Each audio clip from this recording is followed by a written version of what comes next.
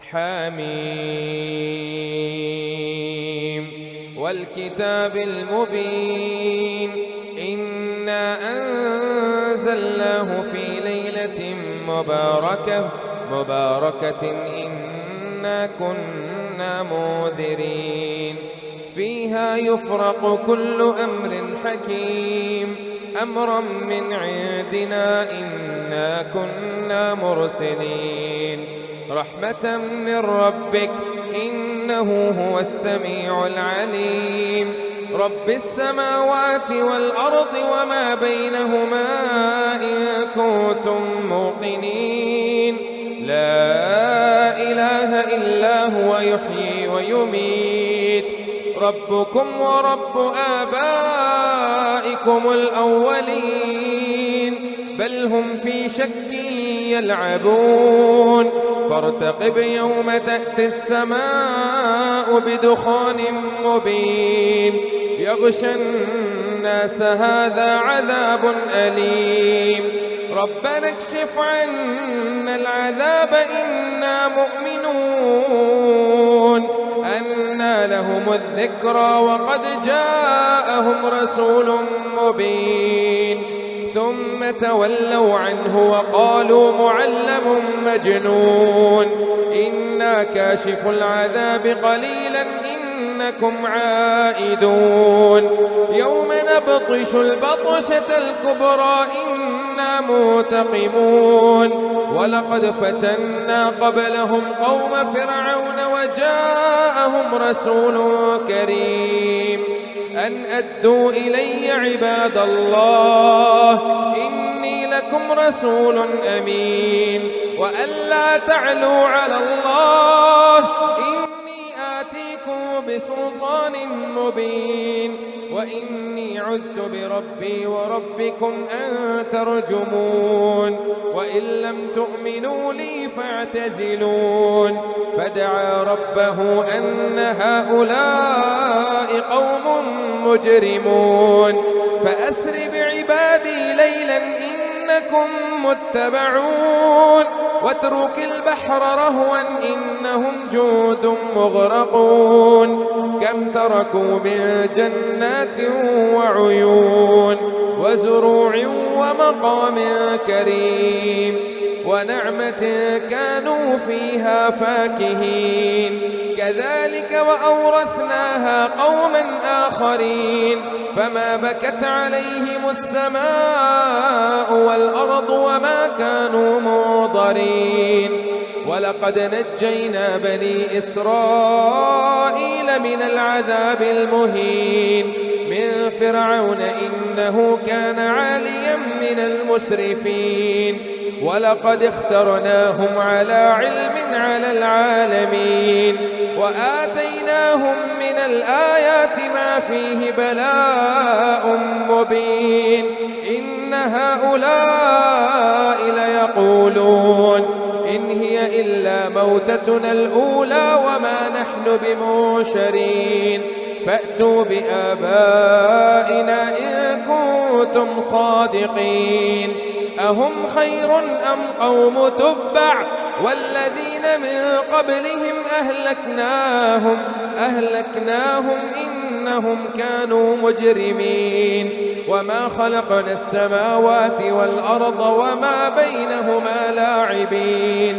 ما خلقناهما إلا بالحق ولكن أكثرهم لا يعلمون إن يوم الفصل ميقاتهم أجمعين يوم لا يغني مولى عن مولى شيئا ولا هم ينصرون إلا من رحم الله إنه هو العزيز الرحيم إن شجرة الزقوم طعام الأثيم كالمهل يغلي في البطون كغلي الحميم خذوه فاعتلوه إلى سواء الجحيم ثم صبوا فوق رأسه من عذاب الحميم ذق إنك أنت العزيز الكريم إن هذا ما كنتم به تمترون إن المتقين في مقام أمين في جنات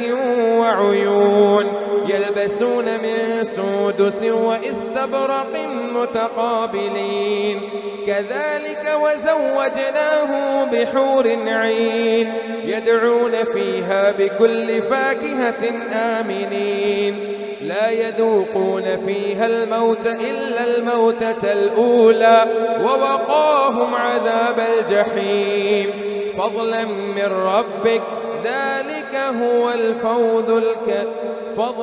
ربك ذلك هو الفوز العظيم فإنما يسرناه بلسانك لعلهم يتذكرون فارتقب إنهم مرتقبون حميم تنزيل الكتاب من الله العزيز الحكيم إن في السماوات والأرض لآيات للمؤمنين وفي خلقكم وما يبث من دابة آيات لقوم يوقنون واختلاف الليل والنهار وما أنزل الله من السماء من رزق فأحيا به الأرض بعد موتها وتصريف الرياح آيات لقوم يعقلون تلك آيات الله نتلوها عليك بالحق فبأي حديث بعد الله وآياته يؤمنون ويل لكل أفاك أثيم يسمع آيات الله تتلى عليه ثم يصر مستكبرا كأن لم يسمعها فبشره بعذاب أليم وإذا علم من آياتنا شيئا اتخذها هزوا أولئك لهم عذاب عظيم وإذا علم من آياتنا شيئا اتخذها هزوا أولئك لهم عذاب مهين من ورائهم جهنم ولا يغني عنهم ما كسبوا شيئا ولا ما اتخذوا من دون الله أولياء ولهم عذاب عظيم هذا هدى والذين كفروا بآيات ربهم لهم عذاب من رجز أليم الله الذي سخر لكم البحر لتجري الفلك فيه بأمره ولتبتغوا من فضله ولعلكم تشكرون وسخر لكم ما في السماوات وما في الأرض جميعا منه إن في ذلك لآيات لقوم يتفكرون قل للذين آمنوا يغفروا للذين لا يرجون أيام الله ليجزي قوما بما كانوا يكسبون من عمل صالحا فلنفسه ومن أساء فعليها ثم إلى ربكم ترجعون ولقد آتينا بني إسرائيل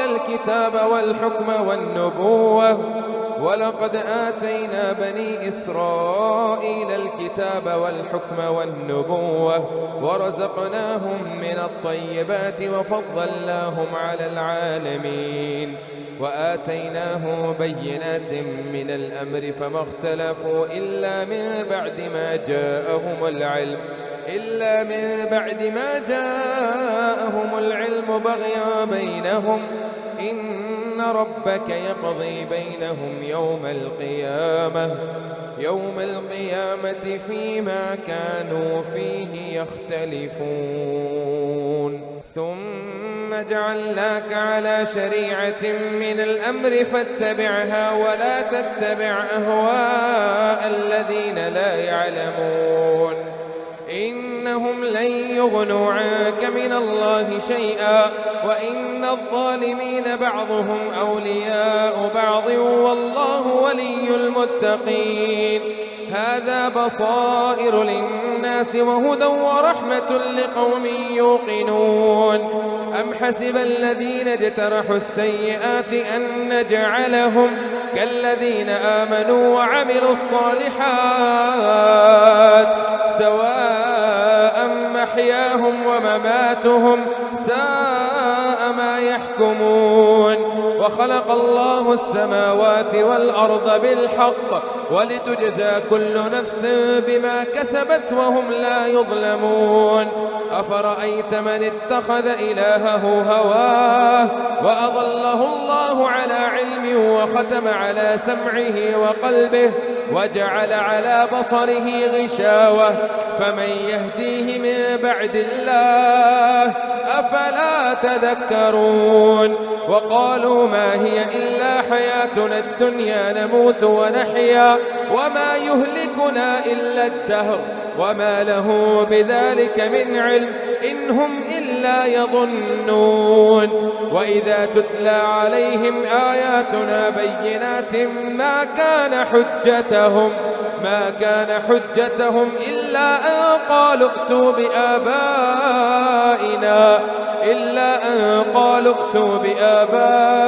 إن كنتم صادقين قل الله يحييكم ثم يميتكم ثم يجمعكم إلى يوم القيامة لا ريب فيه ولكن أكثر الناس لا يعلمون ولله ملك السماوات والأرض ويوم تقوم الساعة يومئذ يخسر المبطلون وترى كل أمة جاثية كل أمة تدعى إلى كتابها اليوم تجزون ما كنتم تعملون هذا كتابنا ينطق عليكم بالحق إنا كنا نستنسخ ما كنتم تعملون فأما الذين آمنوا وعملوا الصالحات فيدخلهم ربهم في رحمته ذلك هو الفوز المبين وأما الذين كفروا أفلم تكن آياتي تتلى عليكم فاستكبرتم وكنتم قوما مجرمين وإذا قيل إن وعد الله حق والساعة لا ريب فيها قلتم ما ندري ما الساعة إن نظن إلا ظنا وما نحن بمستيقنين وبدا لهم سيئات ما عملوا وحاق بهم ما كانوا به يستهزئون وقيل اليوم ننساكم كما نسيتم لقاء يومكم هذا ومأواكم النار وما لكم من ناصرين ذلكم بأنكم اتخذتم آيات الله هزوا وغرتكم الحياة الدنيا فاليوم لا يخرجون منها ولا هم يستعتبون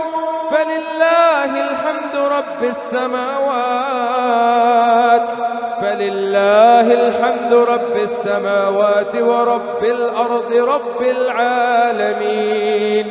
وله الكبرياء في السماوات والأرض وهو العزيز الحكيم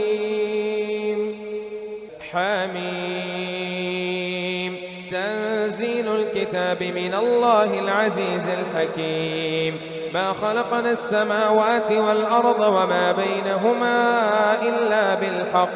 وما بينهما إلا بالحق وأجل مسمى والذين كفروا عما أنذروا معرضون قل أرأيتم ما تدعون من دون الله أروني ماذا خلقوا من الأرض أم لهم شرك في السماوات ائتوني بكتاب من قبل هذا أو أثارة من علم إن كنتم صادقين ومن أضل ممن يدعو من دون الله من لا يستجيب له إلى يوم القيامة وهم عن دعائهم غافلون وإذا حشر الناس كانوا لهم أعداء وكانوا بعبادتهم كافرين وإذا تتلى عليهم آياتنا بينات قال الذين كفروا للحق لما جاءهم هذا سحر مبين أم يقولون افتراه قل إن افتريته فلا تملكون لي من الله شيئا هو أعلم بما تفيضون فيه كفى به شهيدا بيني وبينكم وهو الغفور الرحيم قل ما كنت بدعا من الرسل وما أدري ما يفعل بي ولا بكم إن أتبع إلا ما يوحى إلي وما أنا إلا نذير مبين قل أرأيتم إن كان من عند الله وكفرتم به وشهد شاهد من بني إسرائيل على مثله فآمن واستكبرتم إن الله لا يهدي القوم الظالمين وقال الذين كفروا للذين آمنوا لو كان خيرا ما سبقونا إليه وإذ لم يهتدوا به فسيقولون هذا إفك قديم ومن قبله كتاب موسى إماما ورحمة وهذا كتاب مصدق لسانا عربيا لينذر الذين ظلموا وبشرى للمحسنين إن الذين قالوا ربنا الله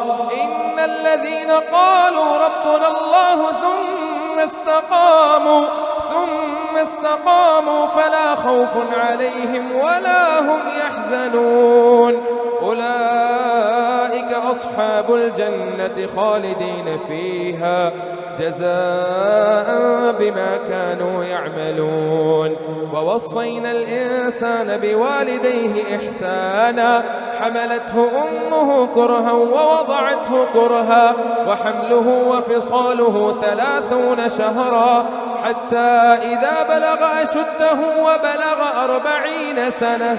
قال رب أوزعني أن أشكر نعمتك التي أنعمت علي وعلى والدي وأن أعمل صالحا ترضاه وأصلح لي في ذريتي إني تبت إليك وإني من المسلمين أولئك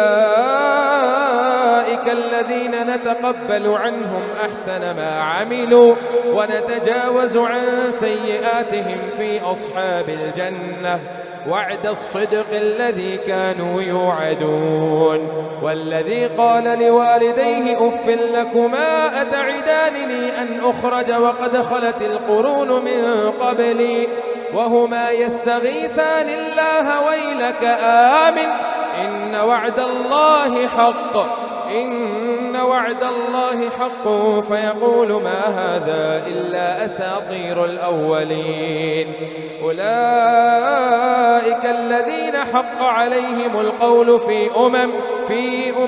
قد خلت من قبلهم من الجن والإنس إنهم كانوا خاسرين ولكل درجات مما عملوا وليوفيهم أعمالهم وهم لا يظلمون ويوم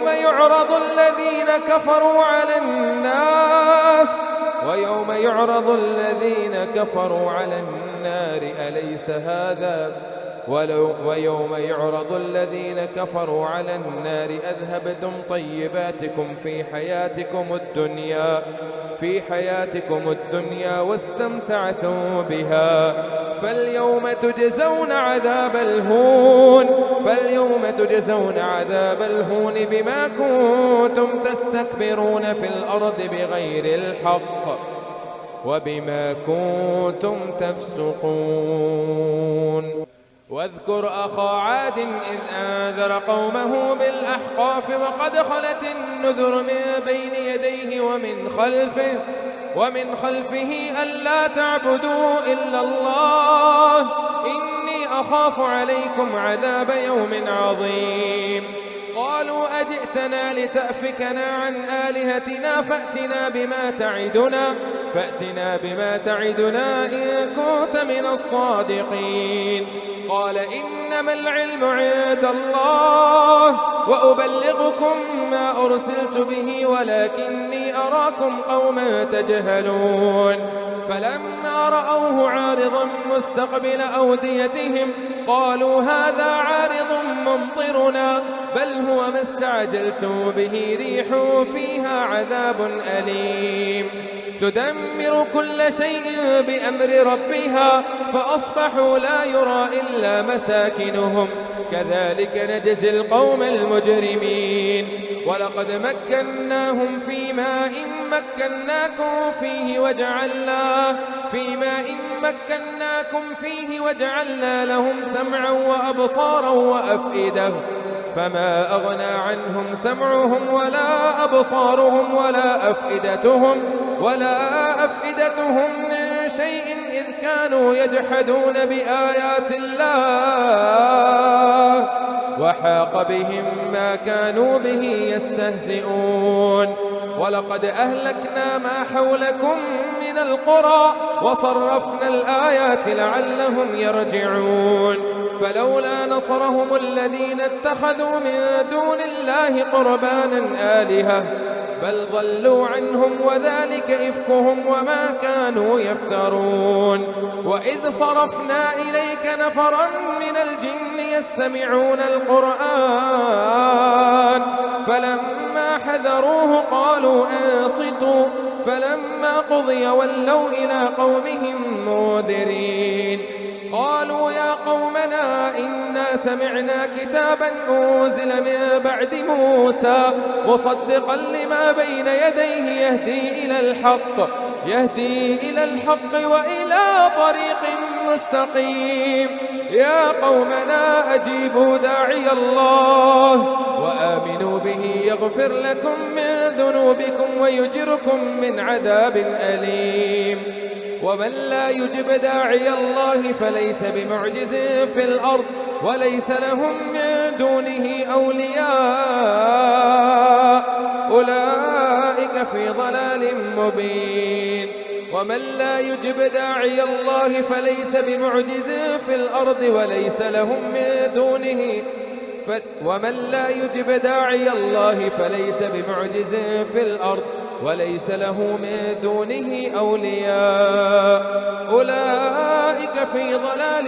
مبين. أولم يروا أن الله الذي خلق السماوات والأرض ولم يعي بخلقهن بقادر على أن يحيي الموتى بلى إنه على كل شيء قدير. ويوم يعرض الذين كفروا على النار أليس هذا بالحق قالوا بلى وربنا قال فذوقوا العذاب بما كنتم تكفرون. فاصبر كما صبر أولو العزم من الرسل ولا تستعجل لهم كأنهم يوم يرون ما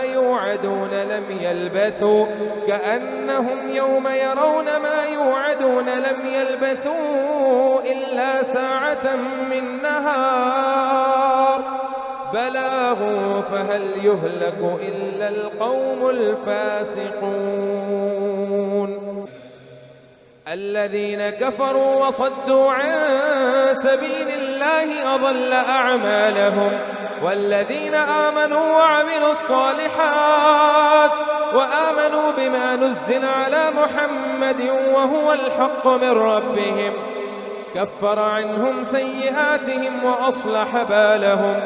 ذلك بأن الذين كفروا اتبعوا الباطل وأما الذين آمنوا اتبعوا الحق من ربهم كذلك يضرب الله للناس أمثالهم. فإذا لقيتم الذين كفروا فضرب الرقاب حتى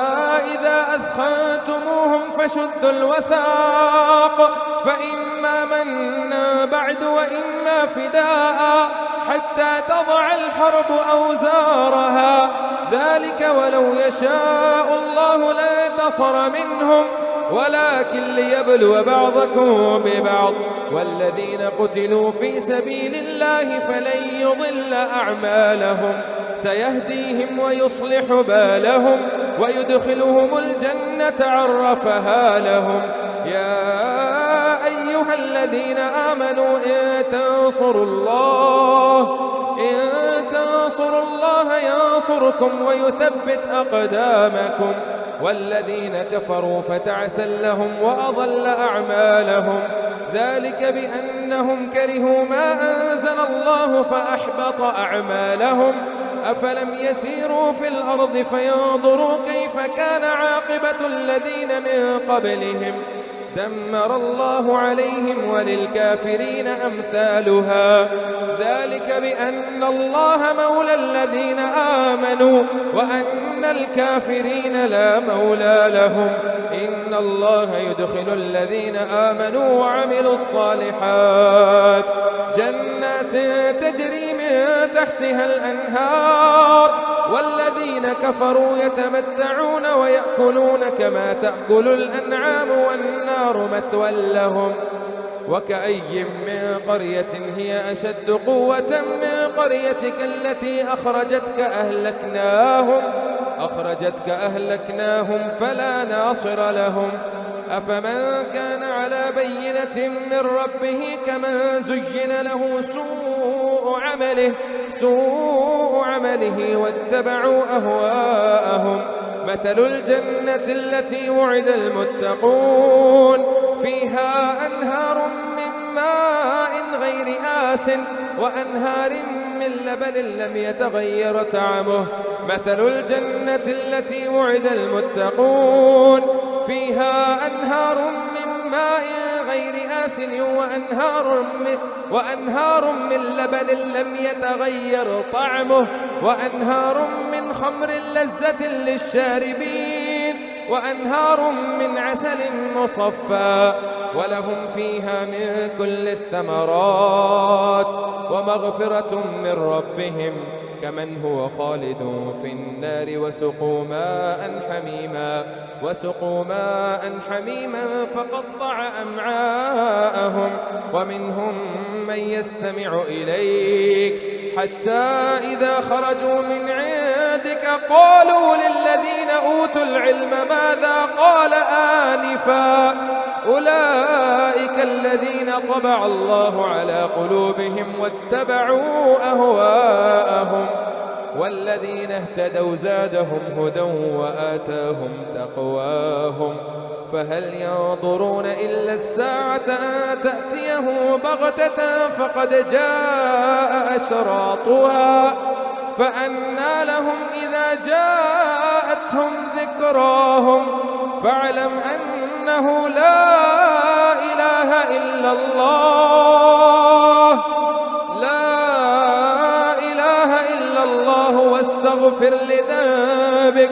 واستغفر لذنبك وللمؤمنين والمؤمنات والله يعلم متقلبكم ومثواكم. ويقول الذين آمنوا لولا نزلت سورة فإذا أنزلت سورة محكمة وذكر فيها القتال رأيت الذين في قلوبهم مرض ينظرون إليك نظر المغشي عليه من الموت. ويقول الذين آمنوا لولا نزلت سورة فإذا أنزلت سورة محكمة وذكر فيها القتال رأيت الذين في قلوبهم مرض ينظرون إليك نظر المغشي عليه من الموت فأولى لهم طاعة وقول معروف. فإذا عزم الأمر فلو صدقوا الله لكان خيرا لهم. فهل عسيتم إن توليتم أن تفسدوا في الأرض وتقطعوا أرحامكم أولئك الذين لعنهم الله فأصمهم وأعمى أبصارهم أفلا يتدبرون القرآن أم على قلوب أقفالها إن الذين ارتدوا على أدبارهم من بعد ما تبين لهم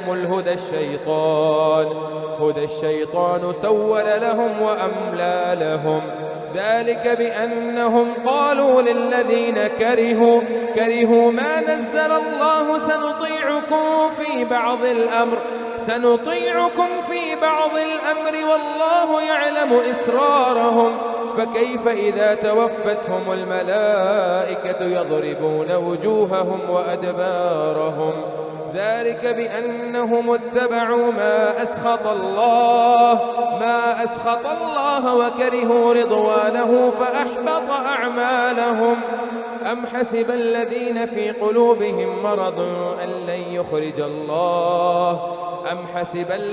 في قلوبهم مرض أن لن يخرج الله أضغانهم ولو نشاء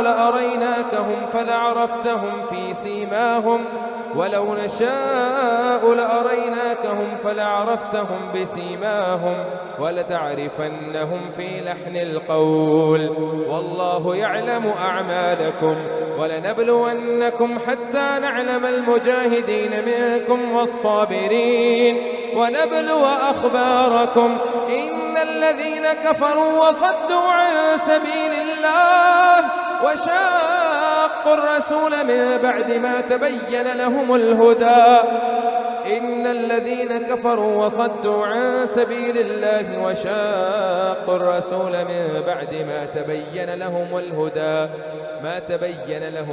الشيطان سول لهم وأملى لهم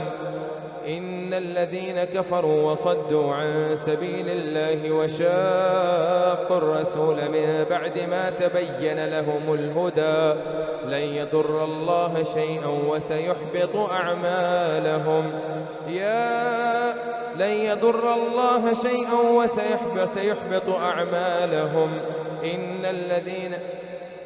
يا أيها الذين آمنوا أطيعوا الله وأطيعوا الرسول ولا تبطلوا أعمالكم إن الذين كفروا وصدوا عن سبيل الله ثم ماتوا وهم كفار فلن يغفر الله لهم فلا تهنوا وتدعوا إلى السلم وأنتم الأعلون والله معكم ولن يتركم أعمالكم إنما الحياة الدنيا لعب ولهو وإن تؤمنوا وتتقوا يؤتكم أجوركم ولا يسألكم أموالكم إن يسألكموها فيحفكم تبخلوا ويخرج أضغانكم ها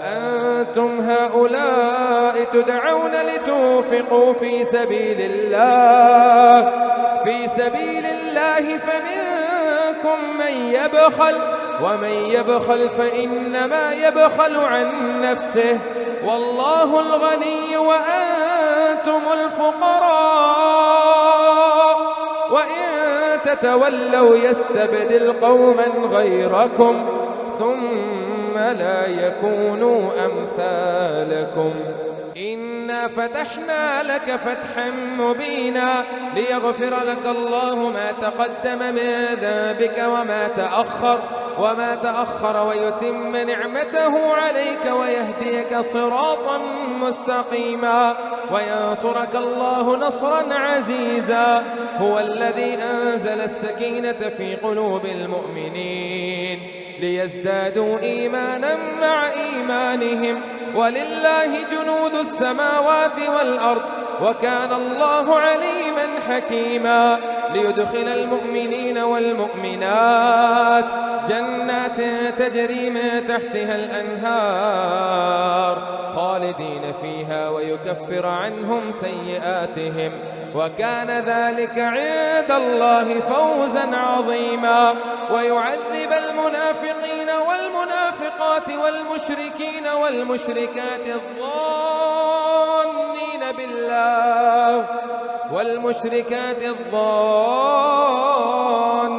بالله ظن السوء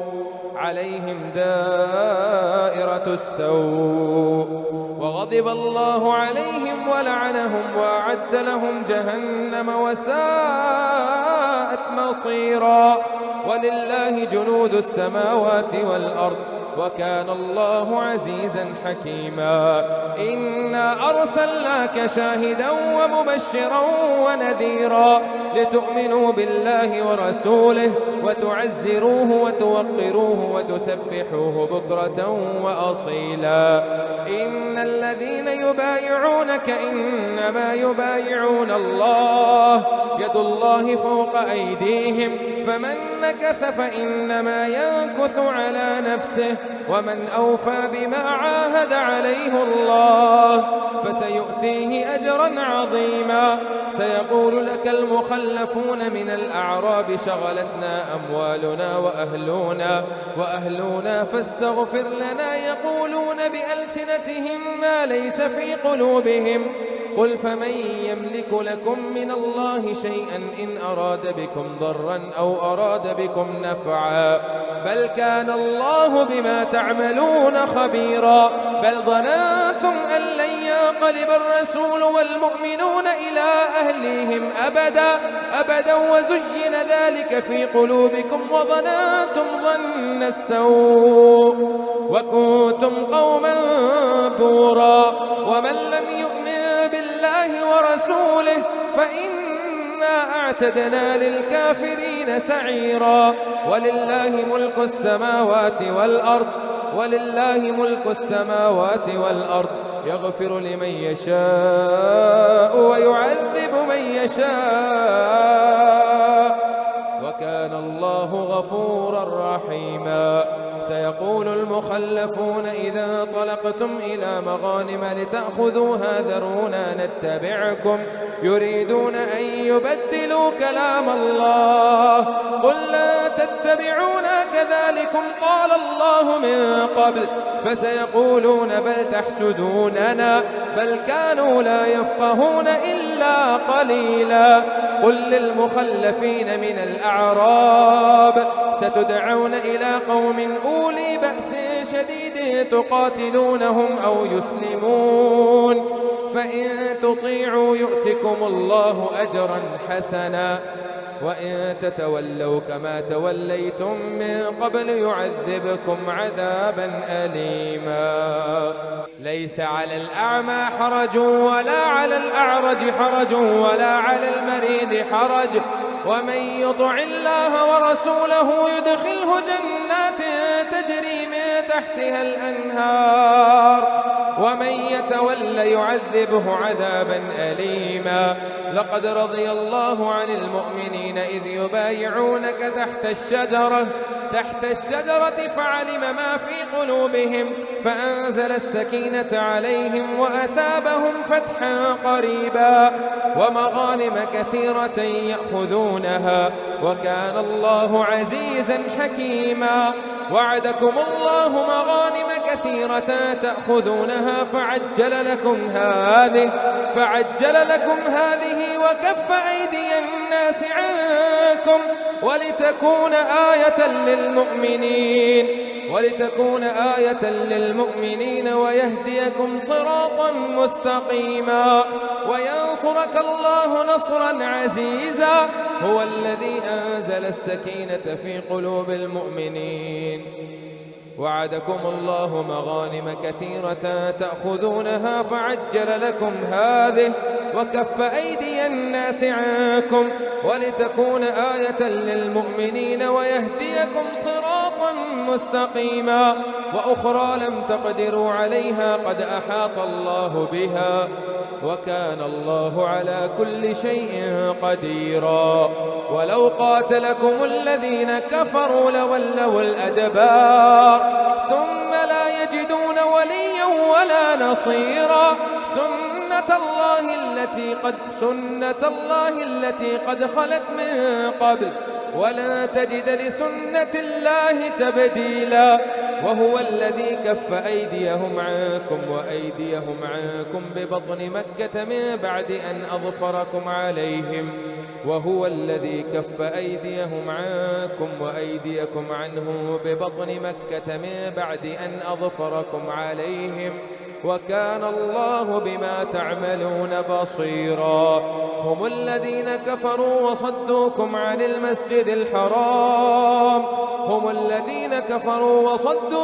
المسجد الحرام والهدي معكوفا أن يبلغ محله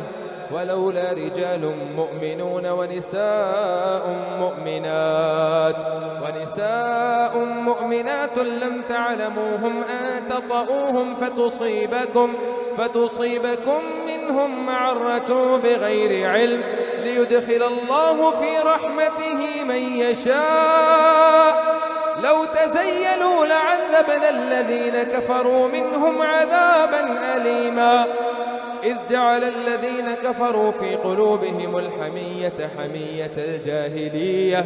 فأنزل الله سكينته على رسوله وعلى المؤمنين وألزمهم كلمة التقوى وكانوا أحق بها وأهلها وكان الله بكل شيء عليما. لقد صدق الله رسوله الرؤيا بالحق لتدخلن المسجد الحرام إن شاء الله آمنين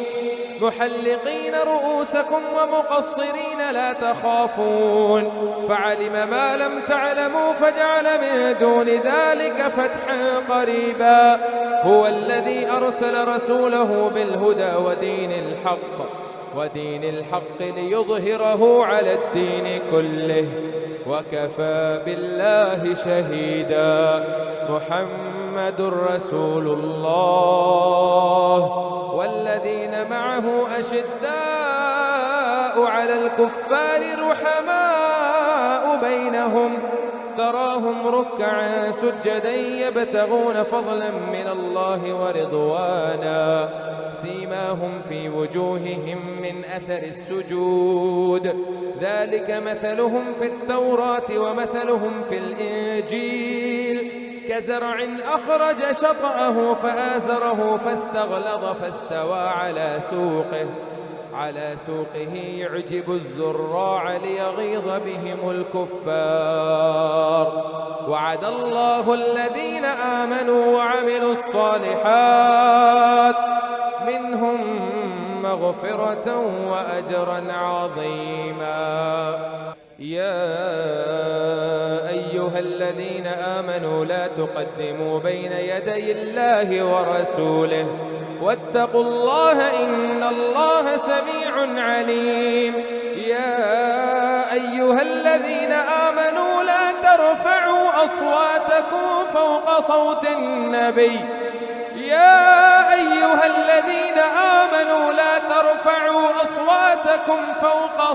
النبي ولا تجهروا له بالقول كجهر بعضكم لبعض أن تحبط أعمالكم وأنتم لا تشعرون. إن الذين يغضون أصواتهم عند رسول الله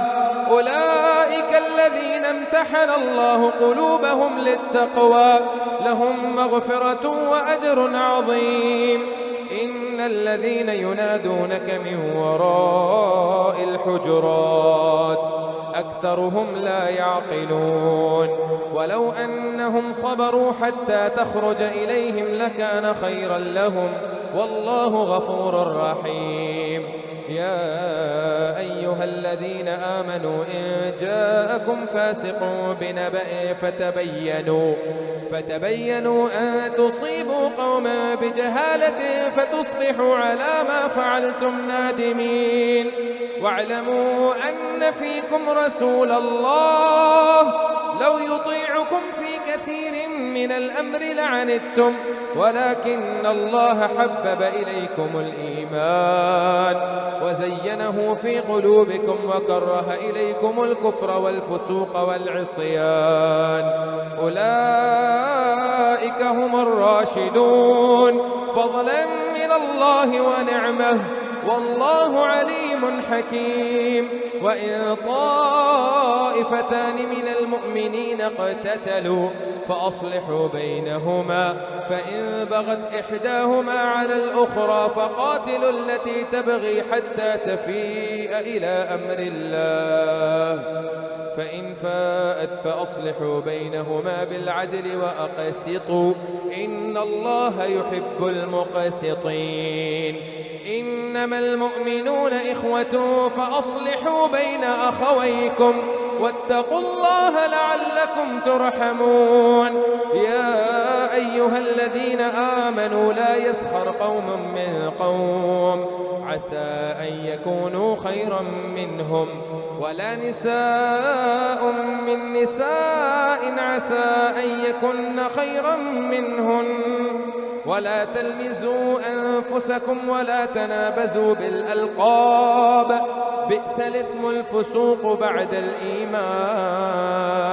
ومن لم يتب فأولئك هم الظالمون. يا أيها الذين آمنوا اجتنبوا كثيرا من الظن إن بعض الظن إثم ولا تجسسوا ولا يغتب بعضكم بعضا أيحب أحدكم أن يأكل لحم أخيه ميتا فكرهتموه واتقوا الله إن الله تواب حكيم. واتقوا الله إن الله تواب رحيم. يا أيها الناس إنا خلقناكم من ذكر وأنثى وجعلناكم شعوبا وقبائل لتعارفوا إن أكرمكم عند الله أتقاكم إن الله عليم خبير. قالت الأعراب آمنا قل لم تؤمنوا ولكن قولوا أسلمنا ولما يدخل الإيمان في قلوبكم وإن تطيعوا الله ورسوله لا يلتكم من أعمالكم شيئا إن الله غفور رحيم. إنما المؤمنون الذين آمنوا بالله ورسوله ثم لم يرتابوا وجاهدوا بأموالهم وأنفسهم في سبيل الله أولئك هم الصادقون. قل أتعلمون الله بدينكم والله يعلم ما في السماوات وما في الأرض والله بكل شيء عليم. يمنون عليك أن أسلموا قل لا تمنوا علي إسلامكم بل الله يمن عليكم أن هداكم للإيمان إن كنتم صادقين. إن الله يعلم غيب السماوات والأرض والله بصير بما تعملون.